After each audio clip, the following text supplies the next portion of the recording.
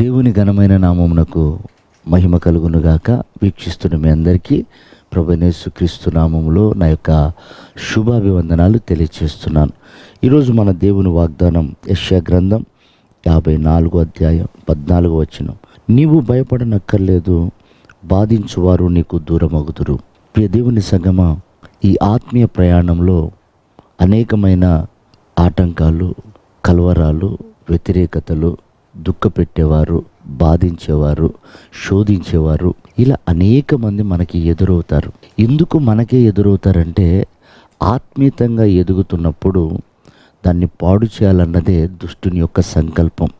అది ఏ రూపంలోనన్నా రావచ్చు, ఎవరి ద్వారానైనా రావచ్చు. అయితే ఒక అద్భుతమైన విషయం ఏమిటంటే, అలాంటి వారందరినీ కూడా నా ప్రభు దూరపరుస్తాడని ఈ ఉదయకాలం మనకు వాగ్దానం చేస్తున్నాడు. ప్రియమైన దేవుని బిడ్డలారా, మాట ఇచ్చే దేవుడు నమ్మకస్తుడు, దాన్ని నెరవేర్చుటకు ఆయన శక్తి గలవాడు. అయితే ఆ బాధ నుండి తప్పించుకోవటానికి మనం ఏం చేయాలి?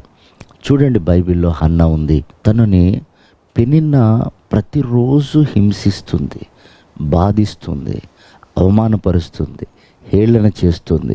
హన్నా బయటికి వెళ్ళాలన్నా దుఃఖపడుతుంది. హన్నా ఏదైనా చేయాలన్నా అవమానపరచబడుతుంది. ఎక్కడికి వెళ్ళినా కూడా ఆమెకి కన్నీరే, దుఃఖమే మిగులుతుంది. అయితే ఒకరోజు దానికి పరిష్కారం దొరికే స్థలాన్ని, మార్గాన్ని తను కనుగొంది. ఆమెకు ఆ ఆలోచన ఎలా వచ్చి ఉండవచ్చు? నేను అనుకుంటాను, ఆమె పితరులను జ్ఞాపకం చేసుకుందేమో. షారా ఒకప్పుడు ఇలాగే ఉంది కదా, ఆమె దేవుని దగ్గర మొరపెట్టినప్పుడు దేవుడు కార్యం చేశాడు కదా, ఆమె నిరీక్షణ సిగ్గుపడలేదే అని తెలుసుకొని ఉండవచ్చు. అలాగే రిబ్కా, ఆమె గర్భవతి అయినప్పుడు తనలో ఉన్నటువంటి 2 బిడ్డలు పెనుగులాడుతుంటే ఆ విషయం ఏంటో తెలుసుకోవటానికి దేవుని దగ్గరికి వచ్చింది. అయితే అవి తెలుసుకొని ఉండవచ్చు. వెంటనే హన్నా దేవుని సన్నిధికి వచ్చి మొరపెట్టినప్పుడు ఆమె మొరను, ఆమె కన్నీటిని చూసిన దేవుడు ఆమెను బాధించే వారందరినీ కూడా దూరపరిచాడు. ప్రియ దేవుని బిడ్డలారా, ఈరోజు బాధించేవారు ఉన్నారని కృంగిపోకు, దుఃఖపెట్టేవారు ఉన్నారని కలవరపడకు. దేవుడు నీకు సమీపంగా ఉన్నాడు. ఆయనను వెతికితే ఇది దొరికే కాలం. నువ్వు మాట్లాడితే ఆయన నీతో మాట్లాడగలుగుతాడు.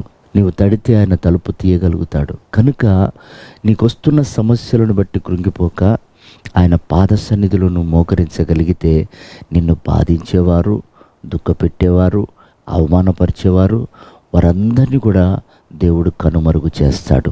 అలాంటి ఉన్నతమైన కృప ఈ ఉదయకాలం ప్రభు మనందరికీ అనుగ్రహించి ఆయన రాకడకు సిద్ధపరచునుగాక.